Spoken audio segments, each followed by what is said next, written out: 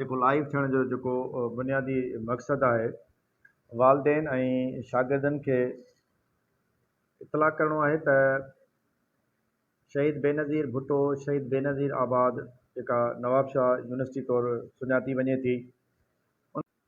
उन जा इम्तिहानी फार्म भरिजी रहिया आहिनि उन जे हवाले सां ई गुज़ारिशात कुझु रखिणियूं हुयूं। अक्सर नौजवान जेको आहे सो सिर्फ़ु फ़ोन ताईं जेको आहे सो महदूद थियनि था, फ़ोन ते ई पुछनि था। नो डाउट जेकॾहिं को ॿारु परते आहे ऐं उहो कॉलेज ताईं नथो पहुचे त उहो कमु फ़ोन ते बि हली सघे थो, पर अक्सर ॿार मां ॾिठो आहे या इवन जेको आहे सो काफ़ी सारा वालदेन बि इहा शइ पुछनि था। त उन सभिनी लाइ गुज़ारिश आहे त असां वटि BA BSc BCom जेके असीं एडी प्रोग्राम बि कंसीडर कंदा आहियूं या चवंदा आहियूं, उन्हनि जा जेके 2020 में जिन जी मैट्रिक थियल हुई इंटर थियल हुई ऐं उन खां पोइ 2017 ताईं जिन जी इंटर थियल हुई उन सभिनी जा जेको आहे सो इनरोलमेंट प्लस में इहो सभु शयूं तयारु आहिनि, इहो उन्हनि जा इम्तिहानी फार्म पिया भरिजनि। त अक्सर नौजवान पुछनि पिया जेको आहे सो ॿार हा, त उन सभिनी खे सिर्फ़ु गुज़ारिश इहा आहे त महिरबानी कयो जिन जे लाइ असीं मैसेज रखियो आहे या जिन खे इंडिविजुअली असीं उन्हनि जे पर्सनल नंबर जेके उन्हनि जा असांजे जेको आहे सो दाख़िला जे टाइम जेके उन्हनि असां सां शेयर कया उन सभिनी ते बि असां मैसेज कयो आहे। बाक़ी घुरिबल डॉक्यूमेंट्स कहिड़ा आहिनि ऐं प्रोसीजर कहिड़ो आहे ऑनलाइन करण जो, उन जे लाइ अव्हांखे अव्हांजे नुमाइंदे खे जेकॾहिं अव्हां अवेलेबल न आहियो दादू में, अव्हांजा पेरेंट्स आहिनि या अव्हां जेको दोस्त आहे त उहो कंसर्न क्लार्क सां राब्ते में अचनि। सुबुह खां 2 बजे ताईं मुख़्तलिफ़ माण्हू शाम जो इवन देरि ताईं राति जो 8 ॾहें ताईं बि नौजवाननि जूं फ़ोनूं ईंदियूं आहिनि। उन्हनि जे लाइ इज़त आहे, उन्हनि जे लाइ प्यार आहे, मुहबतूं आहिनि, पर कुझु शयूं अहिड़ियूं आहिनि जेके जेसि ताईं अव्हां फिज़िकली इदारे जे अंदरि न ईंदो ऐं फिज़िकली उहे शयूं पाण ऑब्ज़र्व न कंदो त अव्हांखे जेको आहे सो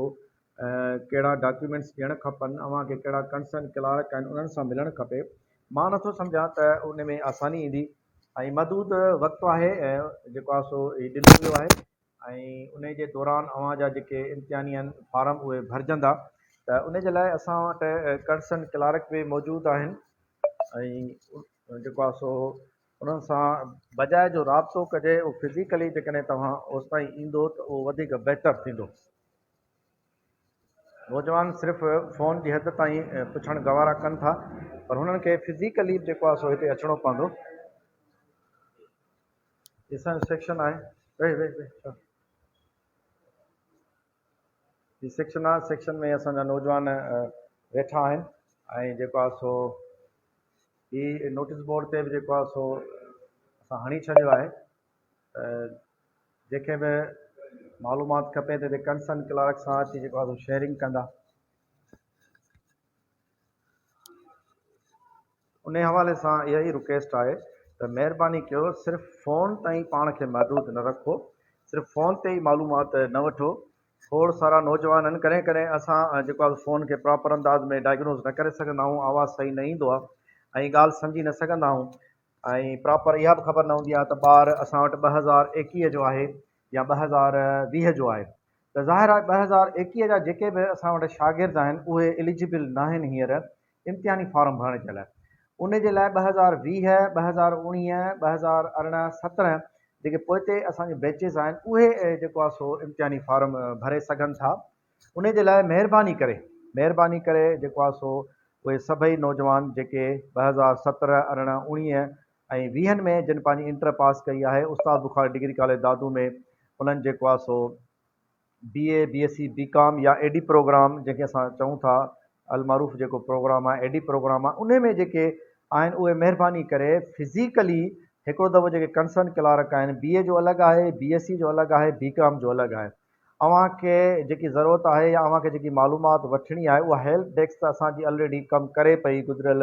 9-8 महीननि खां, पर जीअं त उहा जेकी हेल्प डेस्क असां जोड़ी हुई उहा सिर्फ़ु फस्ट ईयर इंटर जी एडमिशन जे हवाले सां हुई, जंहिंमें जेको आहे ऑनलाइन जो सिस्टम असांखे तइ कयो वियो हो सिंधु हुकूमत जे तरफ़ां, त असीं उहे सभु शयूं उन टाइम कईसीं। त हिन वक़्तु फ़ोन ते कंहिं क़िस्म जो गुज़ारो न कयो, फिज़िकली तइलीमी इदारे जे अंदरि अचो,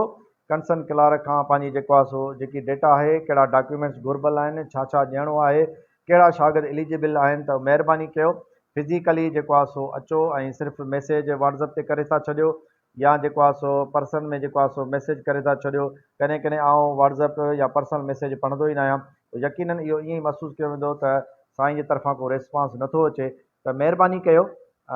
हिकु दफ़ो कॉलेज खे विज़िट कयो ऐं उहो तव्हांजे लाइ बहितरु थींदो। अव्हांजा डॉक्यूमेंट्स कहिड़ा आहिनि, ऐं टू जा शागिर्द जेके BSc पार्ट 2 में आहिनि या BA पार्ट 2 में आहिनि या BCom पार्ट 2 में आहिनि, जेके असां AD प्रोग्राम चऊं था, जेकॾहिं उहे जेकॾहिं 2 साल जो कोर्स आहे शिराज़, 2 साल जो कोर्स स्टिल अञा हले पियो, त जेके उहे 2 जा शागिर्द आहिनि उहे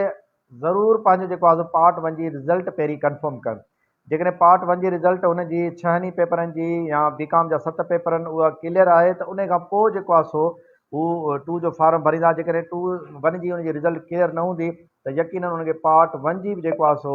एग्ज़ामिनेशन फार्म भरिणो पवंदो उनखे। त कंहिं बि फार्म खे भरण खां अॻु में ऐं इहा ई शइ लाज़िम आहे अव्हां जे लाइ त उन में क्लियरिफिकेशन पार्ट 1 जी वठो। तो हिकु दफ़ो ॿीहर इन शइ खे रिपीट कयूं था त महिरबानी करे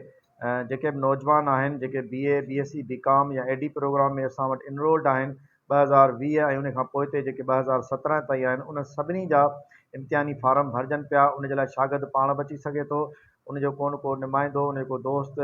ऐं उनजो को वालदेन अची सघे थो जेको असां खां इंफॉर्मेशन बि वठी सघे थो। ऐं सिर्फ़ु मोबाइल ते गुज़ारो न कयो, सिर्फ़ु कॉल ते गुज़ारो न कयो, सिर्फ़ु व्हाट्सएप जे मैसेज या टेक्स्ट ते या मैसेंजर जे टेक्स्ट ते गुज़ारो न कयो। बाज़ औक़ात उन शयुनि खे केॾीमहिल ॾिसंदो आहियां, केॾीमहिल टाइम हूंदो आहे त मां उन्हनि जो रिप्लाई कंदो बि आहियां, ऐं कंहिं टाइम ते आउं रिप्लाई न बि करे सघंदो आहियां। त इन जे लाइ बजाए जो रहिजी वञो ऐं पोइ यूनिवर्सिटी तरफ़ां लॻायल लेट फीस तव्हां ते लागू थी वञे, उन खां बहितरु इहो आहे त महिरबानी कयो हिकु दफ़ो कॉलेज विज़िट कयो ऐं जेको बि तरीक़ेकार तइ थियल आहे कंसर्न क्लार्कनि सां मिली करे पंहिंजा मामला सिधा कयो। पाकिस्तान ज़िंदाबाद।